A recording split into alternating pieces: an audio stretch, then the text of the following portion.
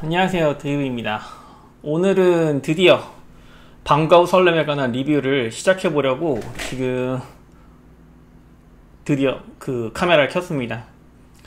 방과 후 설렘이 이제 이번 주 일요일 11월 28일부터 시작하게 되었습니다. 오후 8시 20분에 이제 MBC에서 방송을 하게 되었는데, 걸스플래닛 99가 끝나고 나서 첫 번째로 이루어지는 여자 아이돌 오디션인데, 저희 프리뷰 형식으로 한번 알아보려고 오늘 방과 후 설렘에 대해서 이야기해 보도록 하겠습니다. 오늘 다룰 주제는 방과 후 설렘이 도대체 어떤 프로그램인지와 PD랑 이제 구성, 그리고 장점과 단점에 대해서 알아보고 예상 방향에 대해서 좀 알아보려고 하고 있습니다.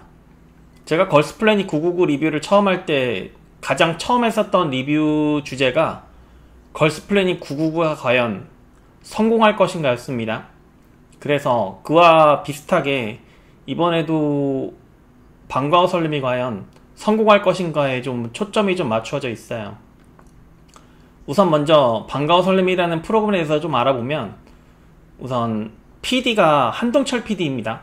한동철 PD는 이제 여러분도 아시다시피 프로듀스 시리즈 출신이고, 과거에 이제 믹스나인이라는 프로그램을 맡았었죠. YG 엔터테인먼트로 옮기면서. 이제 믹스나인 프로그램을 잠깐 이야기를 하자면, 이제 양현석이 한동철 PD가 주관한 프로그램에서, 믹스나인이라는 프로그램에서 각 소속사로 돌아다니면서 양현석 제작자가 연습생들을 뽑아서 데뷔시키는, 남자팀 여자팀으로 나눠서 대결을 벌이고 거기서 데뷔시키는 게 목표였는데, 결국은 데뷔를 못 시켰어요. 남자팀이 뽑혔는데. 믹스나인의 경우 이제 YG에서 출전한 남자 참가자가 3명이다 보니까 결국은 남자팀을 뽑을 수밖에 없었던 것이 처음부터 한계로 저는 봤습니다. 그때 믹스나인에서 탄생한 참가자가 이제 신유진이죠. 전희진도 있고. 저는 여자팀이 만약에 데뷔를 했었으면 믹스나인이 성공하지 않았을까라는 생각을 지금도 좀 하고 있어요. 그래서 한동철 PD가 믹스나인도 실패하고 나서 올해 펑키 스튜디오라는 1인 제작사를 차렸어요. 1인 제작사를 차리고 방과 후 설렘을 맡았는데, 방과 후 설렘 지원자가 걸스플래닛 지원자에 비해서 7, 8배는 많았다고 합니다. 근데 이제 방과 후 설렘 같은 경우는 제가 장점으로 보고 있는 게 뭐냐면, 이제 나이 순으로 각 학년별로 나눴어요. 1학년, 2학년, 3학년, 4학년인데, 이제 1학년 같은 경우는 11세에서 13세, 2학년 같은 경우는 14세에서 15세, 3학년 같은 경우는 16세에서 17세, 4학년은 18세 이상으로 나눠서, 나이가 적은 참가자랑 나이가 많은 참가자가 함께 갑자기 만나서 경쟁하는 것을 방지하고, 나이가 적은 참가자가 나이 많은 참가자에 비해서 좀 열세일 수 있겠죠. 갑자기 함께 모여서 그 경쟁을 하다 보면. 그래서 나이 어린 참가자들에 대한 배려가, 동년배들끼리 만나서 일단 마음의 안정을 시키는 것에 대해서 좀 거기에 대해서 치중을 많이 했다고 봅니다. 더군다나 오은영 심리학 선생님이 출연함으로써 미성년자인 아이들에 대해서 좀 더 어루만져주는 모습을 많이 보여줌으로써, 이런 것도 그 미성년자끼리의 극심할 수 있는 치열한 경쟁 구도에서 아마 열애되는 친구가 없도록 먼저 마음을 다잡아주는 계기로 삼았다고 볼 수 있습니다. 또한 방과 후 설렘이 시작하기 전에 등교전 망설임이라는 구성을 두어서 시청자들에게 걸스플래닛 99가 하는 중간에 어떻게 보면 나식 익은 참가자들을 먼저 만들도록, 경쟁에서 투표를 하기 전에 참가자들 먼저 사전에 인지하도록 하는 기회를 많이 제공했다는 것에 정말 큰 의미를 두고 싶습니다. 그에 반해 이제 단점들을 조금 살펴보면, 등교전 망설임이 너무 길었어요. 제가 봤을 때 등교전 망설임을 보여주는 기간이 너무 길었다는 겁니다. 결국은 방과 후 설렘이 이제 11월 28일 날 하는데, 방과후 설렘이 시작하기 한 2주 전부터 등교전 망설임을 했으면 좋지 않았을까라는 생각을 합니다. 즉, 등교전 망설임에 관한 영상들이 유튜브 채널에 올라와 있었죠. 계속 올라와 있다 보니까 희소성이 떨어졌다는 겁니다. 희소성이. 항상 볼 수 있다는 생각이 들었고, TV와 다르게 TV는 한번 보면은 재방송할 때까지 항상 기다려야 돼서 계속 보고 싶은 그 마음이 있었던 반면에 등교전 망설임 같은 경우는 언제든 들어가서 볼 수 있기 때문에 보고 또 보고 해서 또 희소성에서 좀 밀리지 않았나라는 생각을 좀 하고 있습니다. 더군다나 오은영의 등교전 망설임이 일요일날 이제 4시 반에 방영을 하기 시작했었는데, 이미 유튜브에서 본 내용을 그대로 다시 방영을 하다 보니까 신선함이 너무 많이 떨어졌어요.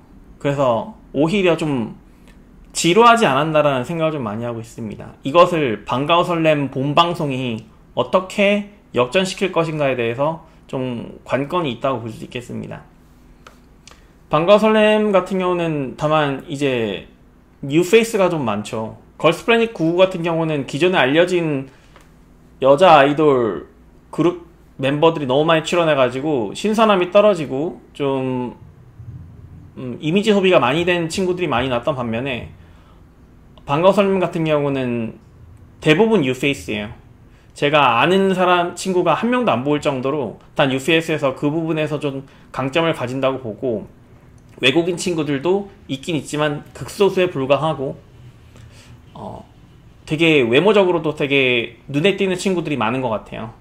다만 이제 촬영하는 입장에서 봤을 때 이슈 메이커로 보이는 김유연 친구, 4학년의 김유연 친구랑 몇몇 이미 주인공이 정해진 듯한 모습으로 방영을 했다, 촬영을 하고 있다는 것에 그런 것이 좀 눈에 많이 띄더라고요. 모든 참가자들을 보여주는 게 아니라 특정 인물이 주인공인 것 마냥 각 학년에 특정 인물들만 메인으로 비춰주는 모습을 좀 많이 보여주는 게 조금 안타까웠습니다. 특히나 4학년의 김유연 학생 같은 경우는, 참가자 같은 경우는 정말 PD나 촬영감독 입장에서 봤을 때 이슈 메이킹으로 활용하기에 정말 좋은 조건을 가지고 있지 않았나라는 생각을 합니다. 얼굴도 압도적으로 뛰어나고 학벌도 뛰어나고, 그럼에도 부모의 반대가 있었는데 참가했고, 이런 게 스토리 메이킹으로 참 좋았거든요. 다만 걸스플래닛 999에서 제가 김도아에 대해서 언급을 한번 한 것과 같이, 이 김유연 친구도 지금 이슈메이커로 활용되다가 방과후 설렘 본방송에서 회차가 거듭할수록 본인이 뭔가를 보여주지 못하면 자연스럽게 탈락할 것으로 생각이 됩니다. 그리고 또 단점이, 이제 한동철 PD가 프로듀스 시리즈 출신이고 믹스마인드 제각을 했지만 그렇게 두각을 나타내지 못했다고 저는 보거든요. 그리고 1인 제작사를 설립했어요. 올해 펑키디 스튜디오를 1인 제작사의 한계, 이 한동철 PD라는 스타 PD가 1인 제작사로서 얼만큼 연출을 하고 제작진들을 이끌어갈 수 있을 것인가가 있고, 또 MBC의 오디션 역사를 보면 위대한 탄생을 떠올리지 않을 수가 없어요. 위대한 탄생이 이제 타 방송 프로그램에 밀리면서 위대한 탄생이 폐지를 걷게 되었는데, 제가 1화 위대한 탄생 1기 때 이제 백천강 우승자를 보고 2기 때부터 또 안 봤던 기억이 나는데, 백천강 아무도 스타덤에 못 올랐죠. 이런 부분이 약점으로 지적될 수 있습니다. MBC의 한계라고 지적될 수 있는 게, 엠넷은 모토가 글로벌 뮤직 네트워크사예요. 근데 MBC는 문화방송입니다. 문화방송. 결국은 걸스플래닛 99 같은 경우는 엠넷에서 밀어줄 수밖에 없는 구조를 가지고 있고, 그 데뷔했던 친구들조차도 현재 걸스플래닛 99 리얼리티 프로그램을 찍고 있죠. 곧 방영을 할 거고, 그리고 마마무대 같은 경우에도 엠넷이 그 친구들을, 케플러 친구들을 마마무대에 세워줄 수가 있습니다. 하지만 MBC는 그럴 이유가 없다는 거예요. 걸스플래닛 999는 엠넷의 메인 프로그램이 될 수 있지만 방과 후 설렘은 MBC의 메인 프로그램이 아니라는 겁니다. MBC가 보여줄 수 있는 뉴스, 다큐멘터리, 뭐 예능, 드라마 그 모든 방송 중에 딱 한 개라는 거예요. 일부분이라는 뿐이라는 거예요. 결국은 여기서 방과 후 설렘에서 데뷔하는 친구가 있더라도 MBC가 거기에 대해서 띄워줄 이유도 없고 밀어줄 이유도 없어요. 그게 가장 한계로 지적되고 엠넷과 다르게 뭐 마마무대를 MBC가 마련해 준다든가 하는 그런 기회 자체가 없을 것으로 예상되기 때문에 과연 이 부분에서 한동철 PD가 이 데뷔조들을 어떻게 마케팅을 끌고 전략적으로 띄울 것인가가 가장 크게 문제될 것으로 보입니다. 그리고 여기에 이제 버스터즈 멤버들이 또 출연했던데 그 걸스플래닛 케플러에 이제 강예서가 버스터즈를 탈퇴해서 나왔었죠. 근데 여기도 버스터즈 출신이 있어요. 명형서라는 친구가 있는데 제가 버스터즈 옛날에 좀 괜찮게 봤던 그룹인데 이 정도면은 버스터즈도 끝났다고 보는 게 좋지 않나 싶습니다. 그래서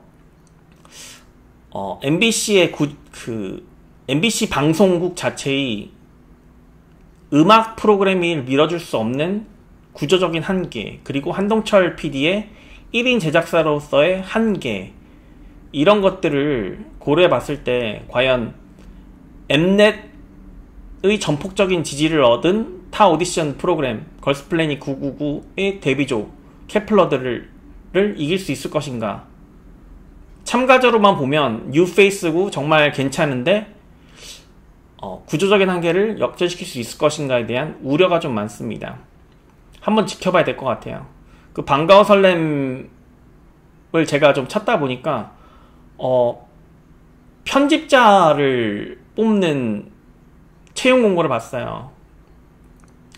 그러면 편집자도, 그러니까 1인 제작사의 한계인 거예요. 결국은 한동철 PD가 방과 후 설렘에 편집자를 채용 공고를 냈을 때, 그러면 이 친구들이, 편집자들이 11월 6일부터 뽑혀가지고 어떤 방식으로 편집을 하고 할 것인가에 대해서 아직 합의 방향성이나 그런 것들이 서툴 수가 있단 말이죠. 그런 거에서 좀 문제점을 많이 보일 거라고 저는 봅니다. 또한 그 Same Same Different라는 노래가 이제 1, 2, 3, 4학년이 다 같이 부르다 보니까 며칠 전에 맨 처음 들을 때는 그 노래가 참 좋았어요. Same Same But Different 하는 부분이. 근데 그 부분밖에 없더라고요. 노래를 계속 듣다 보니까. 그리고 1학년, 2학년, 3학년, 4학년이 동시에 한 무대에 서면서 12분이라는 긴 시간 동안 Same Same Different 노래를 부르는데 이거 정말 지루했다고 저는 봤습니다. 이 노래의 길이가 3분, 4분인 이유가 있는데 예전에는 뭐 LP판 길이 때문에 3, 4분으로 정해졌다고 봐도 지금 현대사회에서는 사람들이 그 지루함을 느끼는 길이의 한계가 거기 3, 4분에 익숙해지다 보니까 4분이 넘어가면은 그 사람들이 지루함을 느끼거든요. 아무리 좋은 노래라도. 결국은 연출자분은 무대를 정말 연출을 잘했고 무대인데도 잘했지만 결국 시청자들이 바라보는 심리학적인 면을 고려하지 않는 채 12분이라는 긴 시간 동안 동일한 노래를 계속 보여줌으로써 오히려 전체 참가자들을 다 죽이는 결과가 초래되지 않았나라는 생각을 하고 있습니다. 네. 11월 28일 일요일 방과 후 설렘 1편이 지금 시작을 하는데 여러분들은 어떻게 생각하시는지 궁금하네요. 이거는 이제 외국인 참가자들도 분명 있지만 한국인이 압도적으로 많기 때문에 뭐 참가자에 대한 뭐 구성비가 어떻든 그런 건 크게 이슈가 될 것 같진 않고 과연 스타가 탄생할 것인가, 그리고 MBC라는 한계를 뛰어넘을 수 있을 것인가에 대해서 좀 지켜봐야 될 것 같습니다. 방과 후 설렘이 어떤 식으로 프로그램이 구성되고 스토리텔링을 할지 정말 궁금해집니다. 한번 같이 지켜보는 게 좋을 것 같고요. 여러분들 저를 이제 처음 보시는 분들도 계실 것 같은데 뭐 댓글 다는 거 여러분들 전에 다 보니까 한번 여러분들도 어떻게 생각하는지 한번 댓글 좀 달아주시면 고마울 것 같고, 여러분 제가 합리적으로 수용할 수 있는 부분은 저도 합리적으로 수용하겠습니다. 그리고 저와 함께 계속 함께 해주시는 김하늘님 정말 감사드립니다. 걸스플레이닝 때부터 계속 같이 해주는데 정말 감사드리고, 반가워 설렘에서도 계속 함께 배웠으면 좋겠습니다. 그러면 1화가 끝난 이후에 다시 뵙겠습니다. 그러면 또 뵙겠습니다. 안녕히 계세요.